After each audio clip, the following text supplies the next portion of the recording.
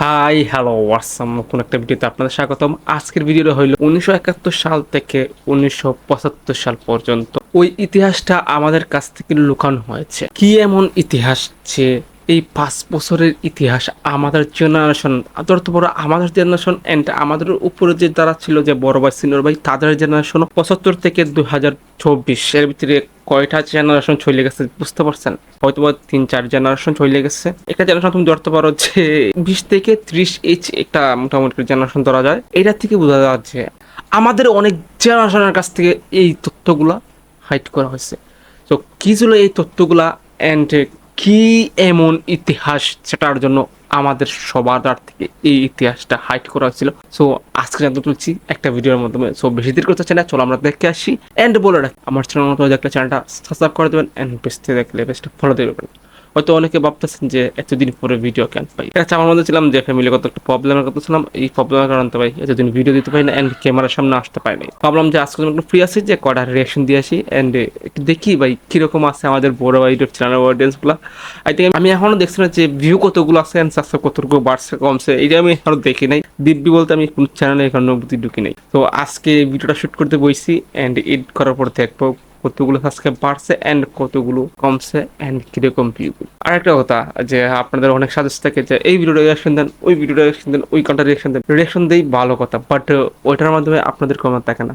যার জন্য আমি রিয়াকশন দিই তারই কমেন্ট থাকে না। এটা কি হইলো ভাই? আপনার জন্য ভাই আমি রিয়াকশন দিতেছি, আপনি তো একটু কমেন্ট করতেন। তো বেশি দেরি করতে চাই না, চলো আমরা দেখে আসি আমাদের এই ইতিহাসটা কি, এই 4-5 বছরের ইতিহাসটা কি দেখে আসি। সো বেশি দেরি করতে চাই না, লেটস স্টার্ট আওয়ার ভিডিও।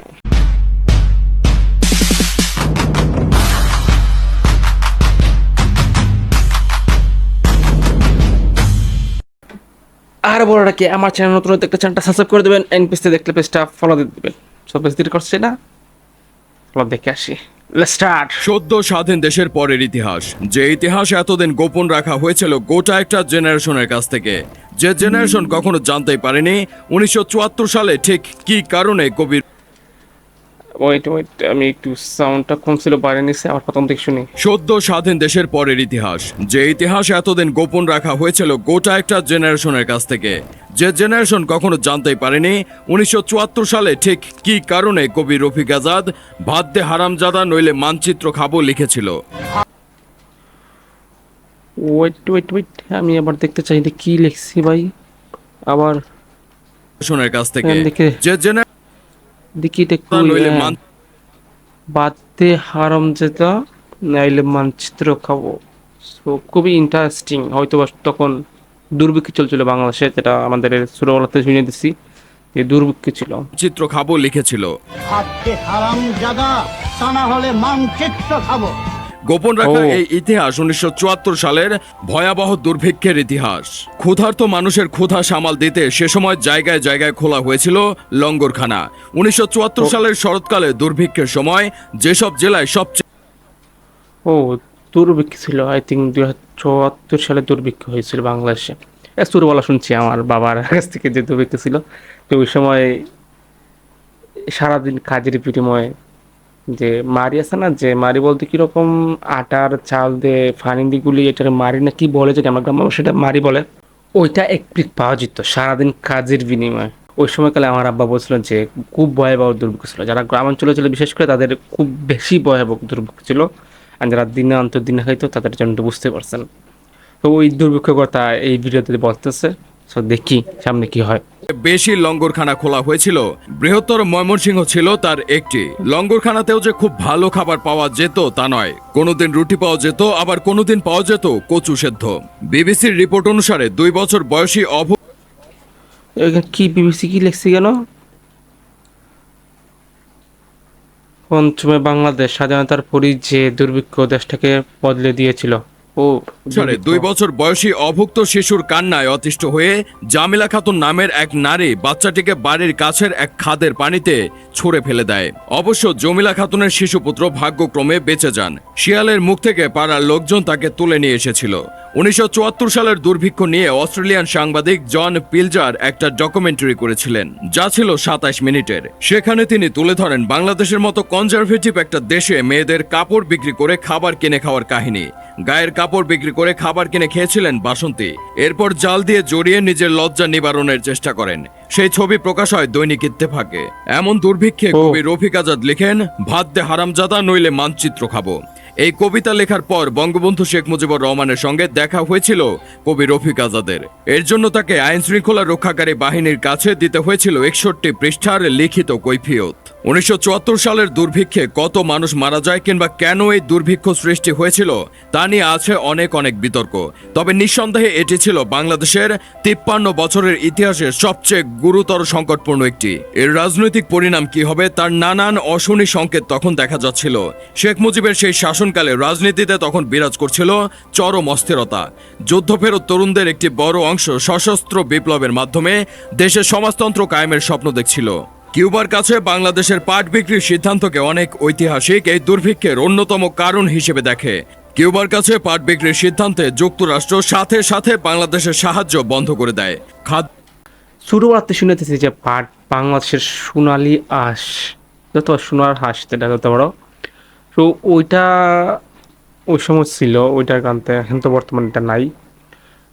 এই যে পাট নিয়ে দুর্ভিক্ষটা শুরু হয়েছিল, দেখা যাক সামনে আর কি হয়। নিয়ে বাংলাদেশের পথে যে জাহাজ ছিল তা ফিরিয়ে নেওয়া হয়। দুর্ভিক্ষ যে ব্যাপক রূপ নেয় তার প্রধান কারণ ছিল এটি। অবশ্য অনেকে ভিন্ন মত পোষণ করেন। সেই সময়ের অনেক আমলা স্টেটমেন্ট দেন আসলে তখন কিছুই করার ছিল না, কারণ 1973 সালে কয়েকবার বন্যা এবং খরা হয়েছে। তখন বিরাট শস্য ঘাটতি দেখা দেয়।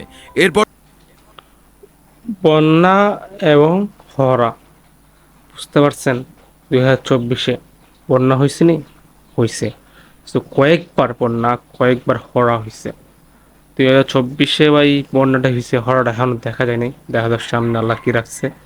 যখন 1974 সালের শরৎকাল আসে তখন আর দেশে কোনো খাদ্যর মজুদ নেই, সরকারের হাতেও নেই, প্রাইভেট স্টকও নেই। আন্তর্জাতিক বাজারে তেলের দাম বৃদ্ধি, পরিবহন খরচ বৃদ্ধি, লাগামহীন মূল্যস্ফীতি, সব মিলে পরিস্থিতি ছিল সরকারের নিয়ন্ত্রণের বাইরে। কিন্তু এই যুক্তি অনেক গবেষক ঐতিহাসিকের কাছেই অগ্রহণযোগ্য।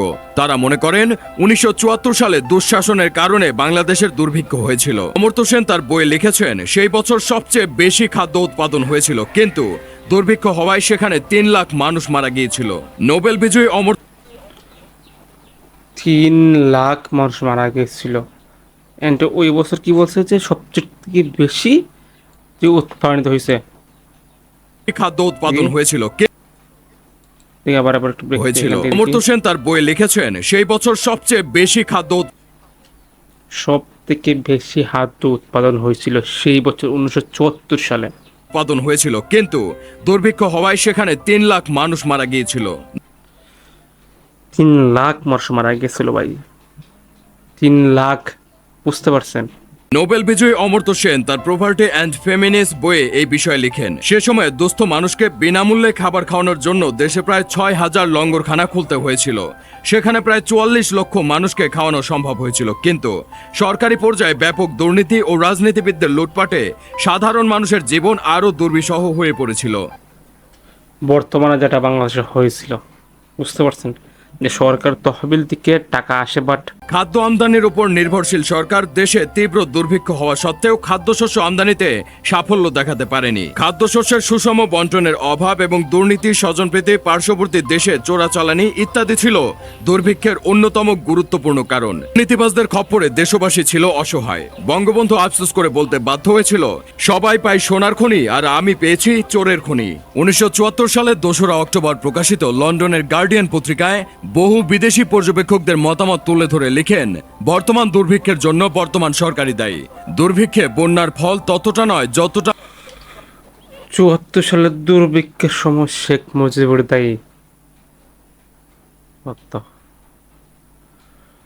ও ভাই, সেটা খুবই অচেনা তথ্য ভাই।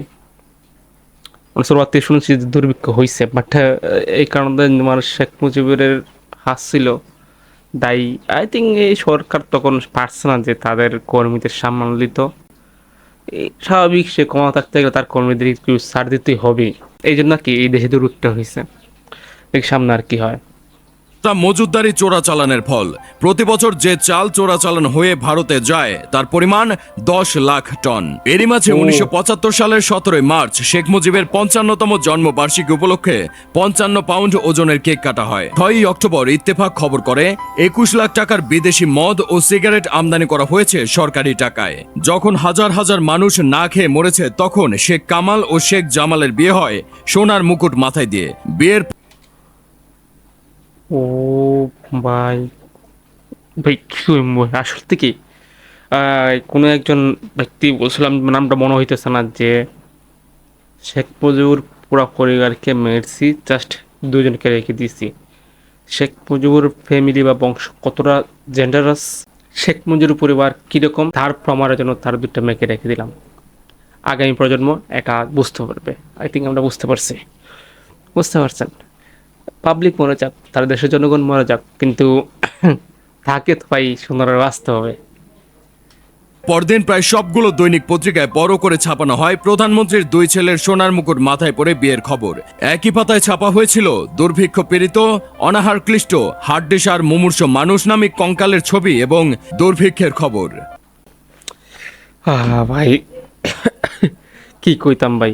আই থিঙ্ক আমরা বুঝতে পারছেন যে 1974 সালের দুর্ভিক্ষের সময় কি কি করছিল, কার কাণ্ড হয়েছিল। আমি জানি না যে ভিডিওটা কতটুকু সত্য, এই ভিডিওর ভিত্তিতে আমি বলছি। সো দেখা হবে নতুন ভিডিওতে, নতুন রিঅ্যাকশনে। আল্লাহ হাফিজ।